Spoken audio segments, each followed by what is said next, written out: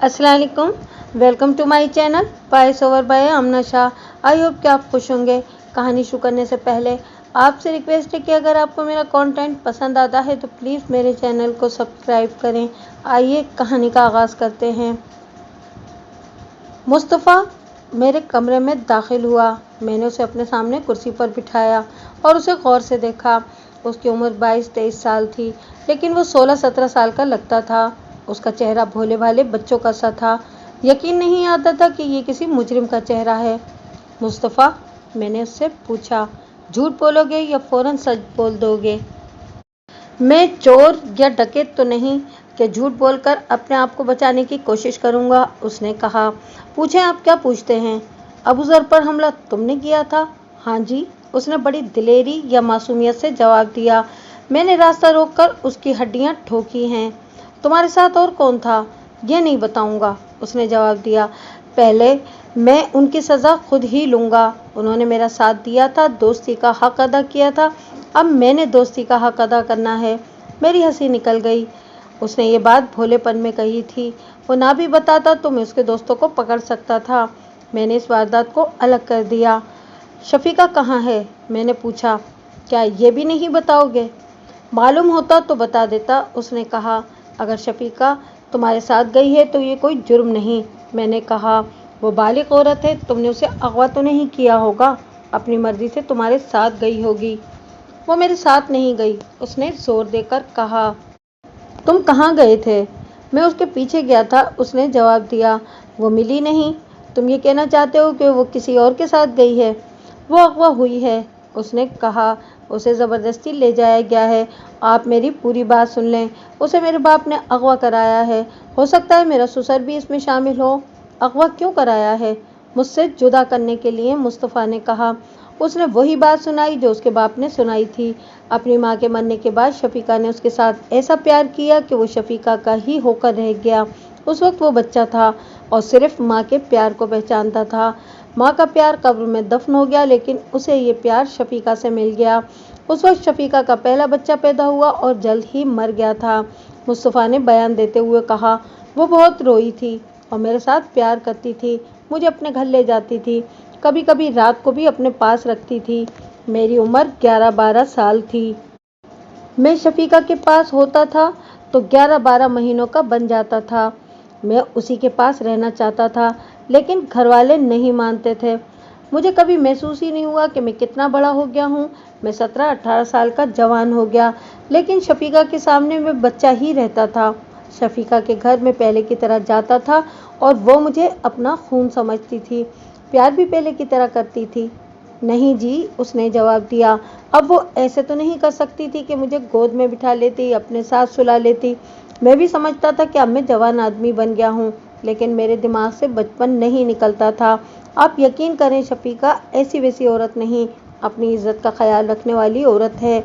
उसके खामिद को भी इस पर एतबार था। उसने कभी एतराज़ नहीं किया था कि एक जवान आदमी उसकी बीवी के पास आता है। ये तो मैं समझ गया हूँ, मैंने कहा। अबू ज़र ने शफीका के पास कब जाना शुरू किया था और उसके साथ क्या हुआ था? शफीका बेवा हो गई तो अबू ज़र ने उसके पास जाना शुरू कर दिया, मुस्तफ़ा ने कहा। मुझे बहुत बुरा लगा। मैं शफीका को कहना चाहता था कि उसे अपने घर आने से रोके, लेकिन शफीका खुद ही बोल पड़ी। उसने देखा कि ये तो हर रोज़ फेरे लगाने लगा है, तो उसने मुझे कहा कि उसे किसी तरह मना किया जाए। शफीका कहती थी कि वो अपने ससुर या अपने खाविंद के भाइयों से नहीं कहना चाहती कि उसे मना करें, क्योंकि उसे डर था कि लड़ाई झगड़ा हो जाएगा। मैंने शफीका से कहा कि तुम उसे अपने घर में नहीं देखना चाहती तो मैं उसे कह दूंगा। फिर जनाब, मैंने अबू ज़र को रोका। उसने मुझे धौंस दिखाई। मैंने 2 बार फिर उसे कहा कि वो शफीका के घर ना जाया करे, लेकिन ये शख्स बड़ा ही ढीठ है, बाज ना आया। एक रोज़ शफीका ने मुझे बताया कि अबू ज़र ने उसे कहा है कि वो उसके साथ शादी करेगा। शफीका गुस्से में थी। मुझे आग लग गई। मैंने अपने एक दोस्त के साथ और अबू ज़र के साले के साथ बात की और उन्हें कहा कि उसकी हड्डियां तोड़नी हैं, लेकिन जान से नहीं मारना। दोनों तैयार हो गए। मेरी हंसी निकल गई। वो कहता था कि अपने साथियों के नाम नहीं बताएगा, लेकिन उसने भोलपन में एक नाम बता दिया। ये अबू ज़र का साला था। मेरी हंसी से वो चौंक पड़ा। उसे अपनी गलती का एहसास हो गया।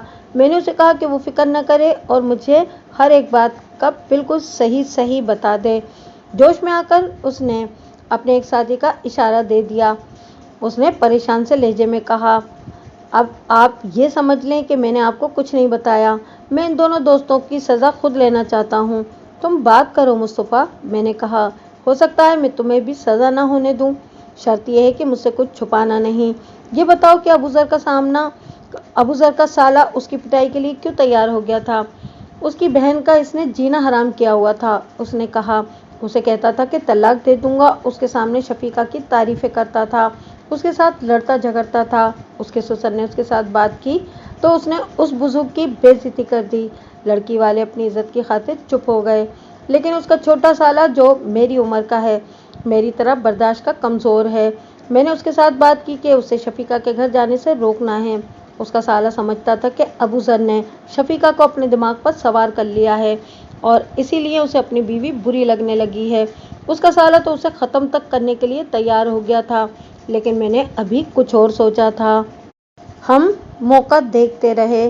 جو 3-4 دنوں بعد ملا، ہم نے ایک اور دوست کو اپنے ساتھ ملا لیا تھا۔ ابو ذر کا سالہ اس کے گھر اپنی بہن کے پاس گیا تو ابو ذر گھر نہیں تھا۔ بہن نے بتایا کہ ابو ذر فلاں گاؤں گیا ہے، مزاروں سے رقم لینی ہے۔ بہن نے یہ بھی بتایا کہ وہ شام کے بعد آئے گا۔ اس نے کہا تھا کہ آج وہ رقم لے کر ہی آئے گا، چاہے آدھی رات کیوں نہ ہو جائے۔ اس کا سالہ دوڑتا ہوا میرے پاس آیا اور مجھے یہ خوشخبری سنائی۔ ہم تینوں رات کا اندھیرا گہرا ہونے پر اس راستے کے ساتھ جا کر بیٹھ گئے جو راستہ شہر کو آتا ہے۔ آدھی رات ہونے کو آ گئی تو ہم مایوس ہو گئے۔ وہ شاید گاؤں میں ہی رک گیا تھا یا کسی اور راستے سے آیا اور اپنے گھر پہنچ گیا تھا۔ ہم وہاں سے اٹھنے لگے تو وہ آ گیا۔ چاندنی رات میں ہم نے اسے پہچان لیا۔ وہ گنگناتا آ رہا تھا۔ ہم نے چہرے بڑے رومالوں سے چھپائے ہوئے تھے۔ ہم تینوں گھات لگائے بیٹھے تھے۔ جب ہم نے اسے آتے ہوئے دیکھا تو ہم تینوں گھات سے اٹھے۔ میں نے اور میرے دوست نے اس کے سامنے آ کر پیٹ میں گھوسے مارے۔ اس کے سالے کے ہاتھ میں ڈنڈا تھا، اس کی پگڑی گر پڑی تھی۔ سالے نے اس کے سر پر 2 ڈنڈے مارے۔ اس کے گرتے گرتے ہم نے اسے گھوسوں سے بہت ہی پیٹا۔ اس کے سالے کو بھی میں نے کہا کہ ڈنڈے اور نہ مارے، پھر وہ بے ہوش ہو کر گر پڑا۔ کیا تم نے یہ الفاظ کہے تھے؟ میں نے پوچھا کہ اب شفیقہ کے گھر جاؤ گے؟ یہی تو کہنا تھا، مصطفیٰ نے جواب دیا۔ میں نے یہ الفاظ ضرور کہے تھے۔ میں اس بات پر حیران ہوں کہ اس نے میری آواز پہچان لی۔ اسے یہ بھی معلوم تھا کہ اسے شفیقہ کے گھر جانے سے منع کرنے والا میں ہی تھا، پھر اس نے مجھے پکڑوایا کیوں نہیں؟ اسی نے تمہارا نام لیا ہے، میں نے کہا، لیکن نام آج لیا ہے۔ وہ شاید اس لیے میرا نام نہیں لیتا تھا کہ اس کی بدمعاشی کا پردہ اٹھ جائے گا۔ اس نے کہا، میرا بیان اتنا ہی ہے، اب مجھ سے سنیں کہ میں نے اپنے باپ پر کیوں شک کیا ہے کہ شفیقہ کو اس نے اغوا کروایا ہے۔ میں نے اس سے اس واردات کے متعلق چند اور سوال کیے اور اسے کہا کہ اب شفیقہ کی گمشدگی کے متعلق جو کہنا چاہتا ہے کہے۔ آپ مجھے شریف آدمی نہیں سمجھیں گے، اس نے کہا، لیکن خدا کو تو حقیقت معلوم ہے۔ میں آپ کو بتا رہا تھا کہ میں جوان ہو گیا تو بھی شفیقہ کے پاس جا کر میں اپنے آپ کو بچہ سمجھنے لگتا تھا۔ میرے باپ نے اچانک میری شادی طے کر دی، جو میں نے قبول کر لی۔ لڑکی خوبصورت ہے اور اس میں ساری خوبیاں ہیں۔ میری شادی کی جتنی خوشی میری بہنوں کو تھی اتنی ہی شفیقہ کو ہوئی، لیکن میں اپنی بیوی کے ساتھ 1 مہینے سے زیادہ خوش نہ رہ سکا۔ آپ مجھ سے پوچھیں کہ میں نے بیوی میں کیا خرابی دیکھ لی تھی تو میں آپ کو کوئی جواب نہیں دے سکوں گا۔ میرا دل اس لڑکی سے اکھڑ گیا۔ اس کے ساتھ ہی میرے دماغ میں ایسی خرابی پیدا ہو گئی کہ شفیقہ کے متعلق میری نظریں بدل گئیں۔ آپ میری اس تبدیلی کو غلط سمجھیں گے، آپ کہیں گے کہ میری نیت خراب ہو گئی تھی۔ یہ بات نہیں تھی، میں اسے پھر بھی پاک عورت سمجھتا رہا، لیکن تبدیلی یہ آئی تھی کہ آسمان سے حور اتر آئے تو وہ بھی مجھے خوش نہیں رکھ سکے گی۔ میں صرف شفیقہ کے ساتھ خوش رہ سکتا تھا۔ میں جب اپنی اتنی خوبصورت اور نوجوان بیوی کے پاس ہوتا تھا تو میں ایسا محسوس کرتا تھا جیسے اس لڑکی نے مجھ پر زبردستی قبضہ کر لیا ہے اور میں شفیقہ کے ساتھ بے وفائی کر رہا ہوں۔ میں نے اپنے ان خیالات کو دبانے کی بہت کوشش کی، لیکن میں دبا نہ سکا۔ یہ نوجوان لڑکا اپنی اس تبدیلی کو جو اس میں پیدا ہو گئی تھی دبا سکتا ہی نہیں تھا۔ میں خود ہی اس کی اس تبدیلی اور اس کی کیفیت کو بیان کروں تو آپ اچھی طرح سمجھ جائیں گے۔ وہ اٹک اٹک کر بول رہا تھا۔ میں دیکھ رہا تھا کہ وہ اپنی کیفیت کا اظہار نہیں کر پا رہا تھا۔ وہ اس لیے بھی جھجک اور جھیپ کر بولتا تھا کہ میں یہ سمجھوں گا کہ جو عورت اسے ماں کا پیار دیتی تھی اسے وہ بری نظر سے دیکھنے لگا۔ یہ ایک نفسیاتی کیفیت ہے جس کی لپیٹ میں وہ آ گیا تھا۔ میں نے کچھ عرصہ نفسیات کا بھی کچھ مطالعہ کیا تھا۔ اس کے بعد بھی اس علم میں مجھے دلچسپی رہی۔ میرے پاس زیادہ تر ملزم وہ آتے تھے جو نفسیاتی مریض تھے۔ مشکل یہ ہے کہ حوالات اور جیل خانہ ذہنی امراض کے اسپتال نہیں ہوتے۔ وہاں قانون چلتا ہے اور قانون کسی کی نفسیاتی کیفیت کو نہیں دیکھتا سوائے اس کے کہ ملزم پاگل ہو اور کورٹ میں ڈاکٹر ثابت کر دیں کہ یہ پاگل ہے۔ یہ ثابت ہونے کی صورت میں ملزم کو جیل خانے کی بجائے علاج کے لیے پاگل خانے بھیج دیا جاتا ہے۔ نفسیات کی سوجھ بوجھ رکھنے والے اس معاملے کو سمجھ سکتے ہیں کہ مصطفیٰ نے شفیقہ کو ماں کا نعم البدل سمجھ لیا تھا۔ اس نے کبھی سوچا بھی نہ تھا کہ وہ ایک جوان اور خوبصورت عورت ہے اور وہ خود بھی جوان ہے، لیکن اس کی شادی نوجوان لڑکی کے ساتھ ہوئی تو اس کی فطرت کا ایک اور دروازہ کھل گیا۔ نفسیات کا علم کہتا ہے کہ ہر عورت کے اندر باپ کا اور ہر مرد کے اندر ماں کا پیار زیادہ ہوتا ہے۔ مصطفیٰ کے معاملے میں یوں ہوا کہ وہ اس نفسیاتی مسئلے کو نہیں سمجھتا تھا، لیکن اس احساس کو جو اس کی فطرت کے عین مطابق تھا دبا بھی نہیں سکتا تھا۔ دوسری صورت یہ پیدا ہو گئی کہ شفیقہ جو اس سے 10 سال بڑی تھی ابھی جوان تھی۔ مصطفیٰ سمجھ نہیں سکتا تھا کہ یہ ایک نفسیاتی معمہ ہے۔ اس کا اظہار یوں کرنے لگا کہ اپنی بیوی کو طلاق دے کر شفیقہ کے ساتھ شادی کر لے گا۔ پہلے تو وہ اپنی اس تبدیلی کو سمجھ ہی نہ سکا۔ اس کا لاشعوری طور پر اظہار یوں ہوتا رہا کہ اپنی بیوی سے وہ متنفر ہو گیا، یہاں تک کہ اس کی بیوی تنگ آ کر اپنے باپ کے ہاں جا بیٹھی۔ جب شفیقہ بیوہ ہو گئی تو مصطفیٰ نے اپنی بہن سے کہا کہ وہ شفیقہ کے ساتھ شادی کرے گا۔ مصطفیٰ نے مجھے بتایا کہ بہن نے جب یہ سنا تو وہ اتنی حیران ہوئی کہ کچھ دیر تو بول ہی نہ سکی۔ مصطفیٰ نے یہ ضد شروع کر دی کہ وہ بیوی کو طلاق دے گا اور شفیقہ کے ساتھ شادی کرے گا۔ مصطفیٰ کی 2 بہنیں تھیں۔ انہوں نے اپنے باپ کو بتانے کی بجائے مصطفیٰ کو سمجھایا کہ وہ کیا کفر بک رہا ہے، شفیقہ تو اسے اپنا بچہ سمجھتی ہے۔ مصطفیٰ انہیں یہ یقین دلاتا تھا کہ شفیقہ کے ساتھ اس کے تعلقات پاکیزہ ہیں اور وہ غلط نہ سمجھیں، لیکن یہ بات ایسی تھی کہ سب اسے غلط ہی سمجھتے تھے۔ ہر کوئی نفسیاتی معاملات کو نہیں سمجھ سکتا۔ لوگ تو کسی پاگل کو بھی کہہ دیتے ہیں کہ جان بوجھ کر پاگل بنا ہوا ہے۔ آخر باپ کو پتہ چل گیا، پھر بھائی کو پتہ چلا۔ دونوں نے پہلے تو اسے زبانی سمجھایا، جب اس کی ضد بڑھی تو دونوں سے اس نے مار کھائی، لیکن مصطفیٰ اپنی ضد سے نہ ہٹا۔ اس میں یہ تبدیلی اتنی تیزی سے آ رہی تھی کہ چند دنوں میں ہی اس نے اپنے خاندان اور اپنے سسرال کو ہلا کے رکھ دیا۔ مصطفیٰ نے مجھے یہ بھی بتایا کہ اس نے شفیقہ کو بھی کہہ دیا تھا کہ وہ اپنی بیوی کو طلاق دے کر اس کے ساتھ شادی کرے گا۔ شفیقہ نے اسے سمجھایا کہ وہ اس سے 10 سال بڑی ہے، اس کے علاوہ وہ ایک بے گناہ لڑکی کی بددعائیں نہیں لینا چاہتی۔ شفیقہ نے برا نہیں منایا تھا، وہ اسے پیار سے سمجھاتی رہی۔ اسی دوران ابو ذر اور مصطفیٰ کا تصادم ہو گیا۔ اپنے گھر والوں کو تو مصطفیٰ نے بے حد پریشان کر ہی دیا تھا، پھر یہ واردات ہو گئی اور اس کے ساتھ ہی شفیقہ لاپتہ ہو گئی۔ میرے باپ نے کہا تھا کہ شفیقہ کو دل سے نکال دو۔ مصطفیٰ نے کہا اگر تم میری بات نہیں مانو گے تو شفیقہ کو ڈھونڈتے پھرو گے۔ میں اسے خالی دھمکی سمجھتا رہا۔ ایک روز میرے سسر نے مجھے راستے میں روک لیا اور کہنے لگا کہ یہ بدمعاش عورت عیش موج کرنے کے لیے یہاں بیٹھی ہوئی ہے، اس کا باپ بھی بے غیرت ہے اور اس کا سسر بھی، تم انسان بن جاؤ، تم اس کے جال میں آئے ہوئے ہو اور ورنہ ہم یہ کانٹا ہی نکال پھینکیں گے۔ مصطفیٰ نے مجھے اپنے باپ اور اپنے سسر اور اپنے بڑے بھائی کے متعلق اتنی زیادہ باتیں بتائیں کہ مجھے شک ہو گیا کہ شفیقہ کو انہوں نے ہی کانٹے کی طرح نکال پھینکا ہے۔ ان لوگوں کے پاس اس مسئلے کا یہی ایک حل تھا۔ ان کا نوجوان لڑکا اپنے آپ کو اور اپنی نوجوان بیوی کو دوزخ میں ڈالے ہوئے تھا۔ میں نے مصطفیٰ کو باہر بیٹھنے کو کہا اور اس کے باپ کو بلایا۔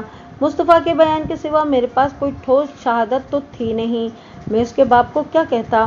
میں نے پوچھ گچھ کے کرتب دکھائے، لیکن وہ یہی کہتا رہا کہ اس جیسا معزز آدمی ایک بیچاری بیوہ کو کیوں اغوا کرائے گا۔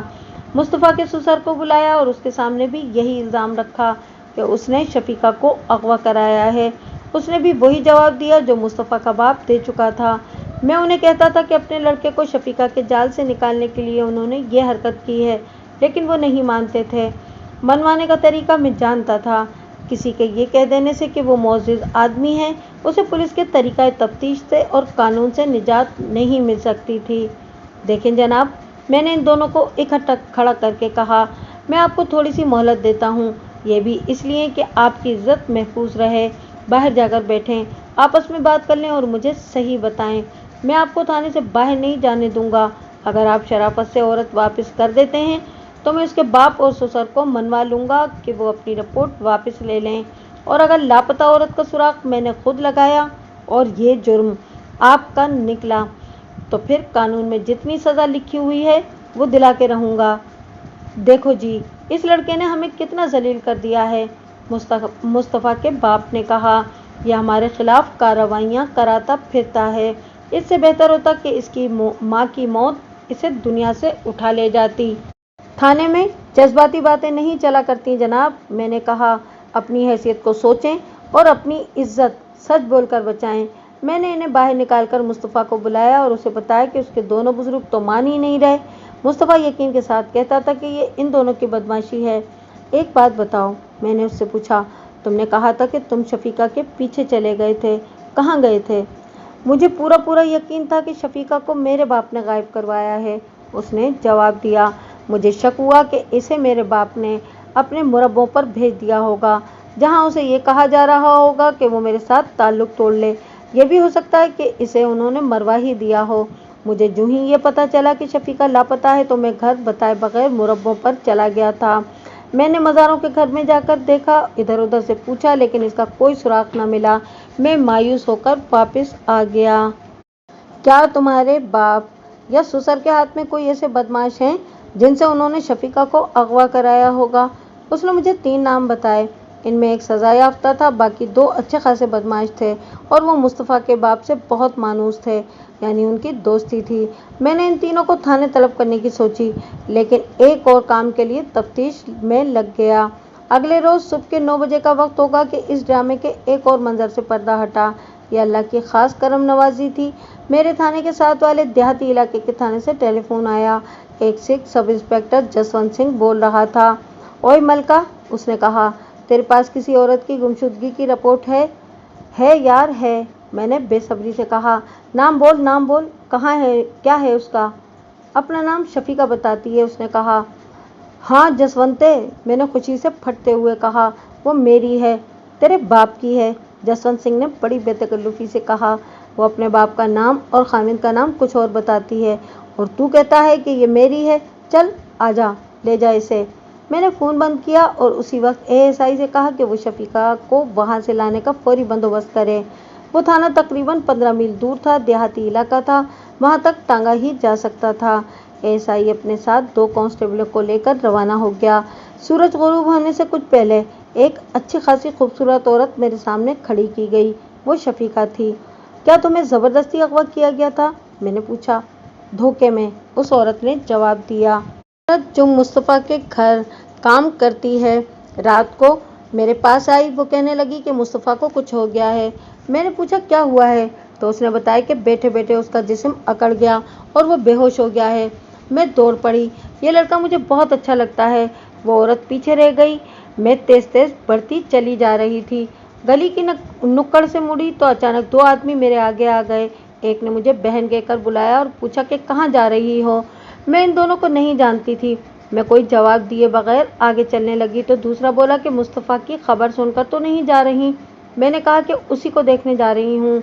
उसने कहा कि मुस्तफ़ा की हालत तो बहुत ही ख़राब है, उसे अभी अभी चारपाई पर डालकर अस्पताल ले गए हैं और हम भी उधर ही जा रहे हैं। मैंने उनसे पूछा कि वो कौन हैं। उन्होंने बताया कि हम उसके वालिद साहब के यार दोस्त हैं। मैं इस लड़के की खातिर ऐसी पागल हुई कि मुस्तफ़ा के घर जाने की बजाय इसी गली में सीधी आगे चली गई। वहाँ से सड़क पार करके अस्पताल पहुँचना था। वो दोनों आदमी तेज तेज चलते हुए मेरे आगे आगे कुछ दूर चले गए। मैं जब गली से निकलकर सड़क पर पहुँची तो वहाँ एक टांगा खड़ा था। वो दोनों आदमी रुक गए। रात का वक्त था, सड़क सुनसान थी। दोनों आदमियों ने चाकू निकाल लिए और चाकुओं की नोकें मेरे पहलुओं के साथ लगाकर कहा कि मुस्तफ़ा बिल्कुल ठीक ठाक है, अपने घर सोया हुआ है और तुम खामोशी से टांगे पर बैठ जाओ। मेरी तो ज़बान ही बंद हो गई। इतने में टांगे वाले ने पीछे से कपड़ा फेंक कर मेरा मुंह बांध दिया। उन्होंने मुझे उठाकर टांगे में डाला और मैं बता नहीं सकती थी कि टांगा किस तरफ चल पड़ा।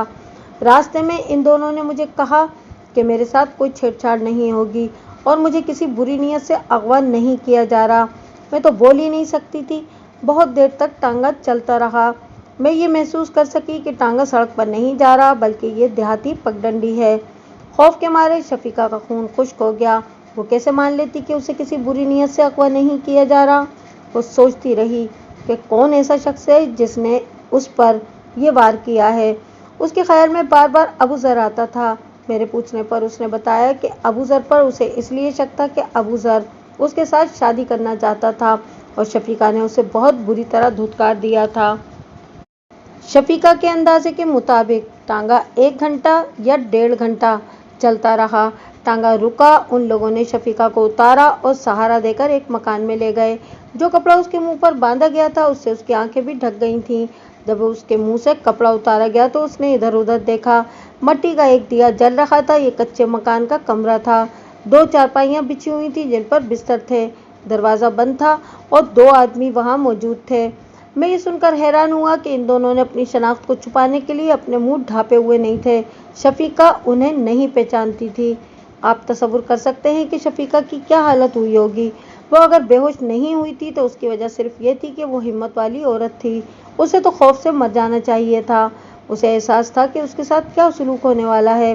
वो लड़ नहीं सकती थी। उसने कमरे में हर तरफ देखा कि कुल्हाड़ी, लाठी, डंडा या पत्थर नजर आ जाए तो उठाकर अपना आप बचाए। वो लड़कर मरने के लिए तैयार हो गई, लेकिन कमरे में कोई ऐसी चीज नहीं थी। मुझे छोड़ दो या मुझे कत्ल कर दो, उसने इन आदमियों से कहा। शर्म करो, लानत है तुम्हारी मर्दानगी पर। तुम 2 मर्द हो और मैं अकेली औरत हूँ। हमने तुझे शहर में कह दिया था कि तेरी इज्जत पर यहाँ कोई हाथ नहीं डालेगा। एक आदमी ने कहा, तुम बेवा हो और हमारे पास अमानत हो, फिर मुझे यहाँ क्यों लेके आए हो? शफीका ने पूछा। क्या तुम्हारे बाप से मेरे एवज रुपया लेना चाहते हो? नहीं, उस आदमी ने कहा। सिर्फ ये काम करो कि मुस्तफ़ा के साथ ताल्लुक़ तोड़ लो। वादा करो कि उसके साथ तुम्हारा ताल्लुक़ ख़त्म हो गया है। फिर हम तुम्हें तुम्हारी आंखें हाथ बांधकर तुम्हारे घर के बाहर छोड़ आएंगे। तुम अपने घर चली जाना। इसके बाद तुम शहर नहीं जाओगी। अगर गई और मुस्तफ़ा से मिली तो कत्ल हो जाओगी। तुमने देख लिया है कि हम क्या कर सकते हैं। मैं ये सुनकर हैरान रह गया कि शफीका पर इस शर्त का असर बिल्कुल उल्टा हुआ। मैं ये भूल ही गई कि मेरा अंजाम क्या होगा। शफीका ने मुझे सुनाया। मैं ये समझी कि मुझे अबू ज़र ने अगवा कराया है। मैं अपने गांव में चली जाऊंगी और मुस्तफ़ा के साथ मुलाकातें ख़त्म हो जाएंगी तो फिर अबू ज़र मेरे माँ बाप से मेरा रिश्ता ले लेगा। मुझे उसी पर शक था। मैंने उसकी एक बार बेइज्जती कर दी थी। इन 2 आदमियों ने मेरे आगे ये शर्त रखी कि मैं मुस्तफ़ा से ताल्लुक़ तोड़ लूँ और शहर कभी ना जाऊँ। तो गुस्से से मेरा जिस्म कांपने लगा। मेरे दिल का हाल ऐसा हो गया जैसे माँ से कहा जा रहा हो कि वो अपने छोटे से बच्चे से मिलना छोड़ दे। गुस्सा तो मुझे अबू ज़र पर था। मैंने इन्हें कहा कि मुझे कत्ल कर दो, तुम्हारी शर्त नहीं मानूंगी। जाओ, अबू ज़र को मेरे सामने ले आओ, मैं उसके मुंह पर थूकूंगी। अबू ज़र का इस मामले से कोई ताल्लुक नहीं, शफीका को अगवा करने वाले एक आदमी ने कहा। वो तो अस्पताल पड़ा हुआ है। फिर तुम क्या लगते हो मुस्तफ़ा के? शफीका ने पूछा। मेरे साथ तुम्हारा क्या ताल्लुक है? तुम उनकी बात करो जिनका मुस्तफ़ा कुछ लगता है, एक आदमी ने कहा। ओ भाई, अगवा करने वाले दूसरे आदमी ने अपने साथी से कहा, इसे सही बात बता दो, इन्हें कोई नहीं पकड़ सकता। देख बीबी, शफीका को उन्होंने बताया, तुम्हें मुस्तफ़ा के बाप और ससुर ने घर से उठवाया है। वजह तुम जानती हो। तुमने मुस्तफ़ा पर ऐसा जादू चला रखा है कि वो अपनी बीवी को तलाक दे रहा है। वो तुम्हें उसके सामने से हटा देना चाहते हैं। अभी अगर तुम यहाँ से निकलकर थाने चली जाओगी और मुस्तफ़ा के बाप और ससुर का नाम लोगी तो उन्हें कोई नहीं पकड़ेगा। उन्होंने पहले ही मशहूर कर रखा है कि तुम अच्छे चाल चलन की औरत नहीं हो। अब वो हर किसी को बता रहे होंगे कि शफीका अपने किसी आशना के पास चली गई है। शफीका का गुस्सा बढ़ गया। उसने कहा कि अब जो जी में आए कर लो, मैं मुस्तफ़ा के साथ ताल्लुक जैसा भी है नहीं तोड़ूंगी। वो उसे समझाते रहे लेकिन वो ना मानी। उन्होंने बाहर जाकर दरवाजे की जंजीर चढ़ा दी। शफीका कमरे में बंद हो गई। कमरे का यही एक दरवाज़ा था, खिड़की नहीं थी। वो रात को बंद रही। सुबह दरवाज़ा खुला और एक औरत ने उसे पराठा और दूध दिया। शफीका ने उससे पूछा कि ये कौन सा गांव और ये किसका घर है। औरत ने उसे कुछ भी न बताया। وہ ناشتہ وہ اتنے دن اس کمرے میں بند رہی۔ ان 2 میں سے ایک دن